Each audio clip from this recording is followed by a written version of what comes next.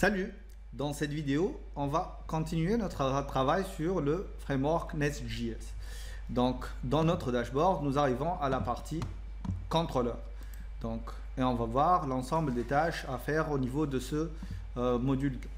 Donc ici, on va commencer par l'architecture de Nest.js qui va nous permettre en fait de préparer le terrain pour la compréhension des contrôleurs, parce qu'on va comprendre réellement à quelle étape ils agissent et quel est leur rôle. D'accord?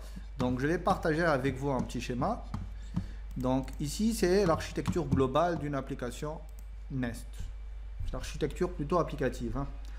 Et donc là, vous avez votre client, et votre client, il a besoin d'un service. Et donc, qu'est-ce qu'il va faire? Il va envoyer une requête. Et dans notre cas, c'est une requête HTTP qu'il va envoyer. Il va dire, par exemple, donne-moi la liste des utilisateurs de votre application. OK? Et donc, cette requête HTTP, elle doit être gérée quelque part au niveau de Nest.js. D'accord? Et donc, dans notre cas, voilà notre application Nest. Et c'est à ce niveau-là qu'elle va être gérée. Donc, le rôle du contrôleur, c'est d'être la première couche dans l'aspect applicatif.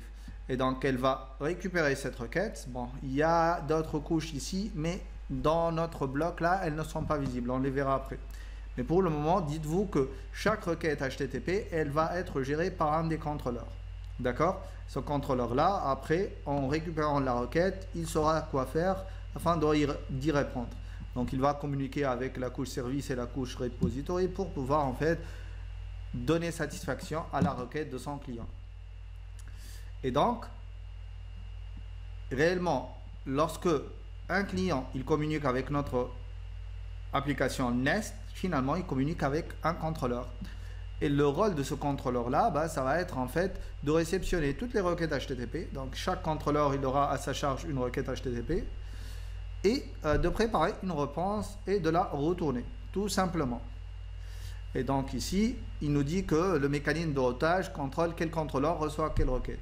En fait, on va dire pour chaque méthode contenue dans un contrôleur, quelle est la requête qu'elle va gérer. D'accord?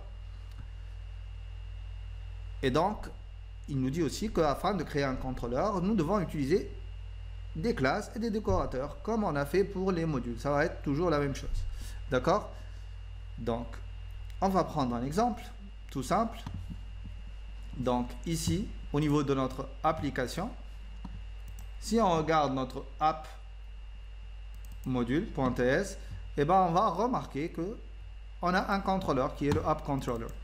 Et donc pour dire que cette classe là c'est un contrôleur, tout simplement on va aller au niveau de la classe et la décorer, la noter avec @controller. Donc ça dit à Nest que cette classe là va jouer le rôle de contrôleur. Et donc là, il va comprendre que les méthodes qui se trouvent au niveau de cette classe-là, elles vont en fait gérer les différentes requêtes envoyées par l'utilisateur. Bon, gérer quelques requêtes envoyées par l'utilisateur. Très bien. Maintenant, comment dire à Nest que cette méthode-là, par exemple, getHello, elle doit gérer une méthode get. Donc ici, nous parlons en fait du protocole REST. Et donc, pour ceux qui n'ont pas une idée sur ce protocole-là, je vais vous montrer un petit schéma. En fait, REST, c'est quoi? C'est plutôt un style architectural qui nous permet en fait de présenter des API, des Application Interface, Application Programming Interface. Et donc, c'est un design pattern pour ces API-là. L'idée, c'est que ce que nous allons faire ici, c'est, on appelle ça une API RESTful. C'est une API RESTful et ça permet en fait d'utiliser le protocole HTTP pour en fait ajouter, modifier, supprimer ou mettre à jour des données au niveau de vos éléments. Donc voilà un petit schéma qui va illustrer en fait ce que c'est que ce REST API. D'accord? Et donc, imaginez que ce que nous allons faire, c'est ça. C'est un ensemble de fonctionnalités. Donc, ça peut être des statistiques, ça peut être l'ajout, ça peut être la récupération d'un ensemble d'informations, ça peut être ce que vous voulez. C'est des fonctionnalités que vous faites au niveau de votre code. Ces fonctionnalités-là, pour y accéder, on va utiliser le protocole HTTP. Et le protocole HTTP, il a ce qu'on appelle des méthodes. Ces méthodes-là sont get. Get, on l'utilise pour récupérer des choses. Post, pour poster des choses, donc pour ajouter des éléments, des informations. On va prendre l'exemple d'une liste de personnes. Le get, c'est pour récupérer les personnes ou une personne en particulier. Le post, c'est pour ajouter une personne. Le put, c'est pour modifier une personne. La totalité, on doit donner toutes les informations. Tout ça, c'est des conventions. Il faut être clair, c'est des conventions. Donc, si vous voulez faire un get dans lequel vous ajoutez des choses, personne ne va vous dire non. Mais ce que vous faites, vous n'utilisez pas la convention. Et ça, c'est pas normal. Delete, c'est pour supprimer. Et patch, en fait, c'est pour modifier une partie de l'enregistrement de l'élément que vous gérez. D'accord? Maintenant, toute entité qui voudra consommer cette API-là, qui voudra consommer donc une des fonctionnalités offertes par votre Application Programming Interface, elle doit faire quoi? Elle doit passer par l'une de ces méthodes-là. Et cette entité-là, ça peut être une application mobile avec n'importe quel langage, de l'Android, de l'iOS, ce que vous voulez, une application desktop ou une application web. Et ça rend en fait l'utilisation de notre API agnostique à l'entité qui l'utilise. Tant que cette entité-là, elle sait me parler en utilisant le protocole REST, en m'envoyant des méthodes via le protocole HTTP pour pouvoir lui offrir mes fonctionnalités, et ben ça va marcher.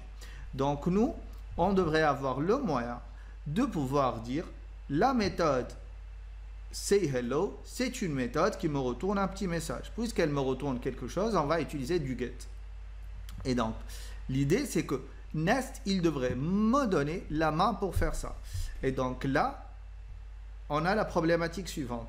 On va recevoir des requêtes HTTP de l'ensemble des entités qui vont utiliser notre API.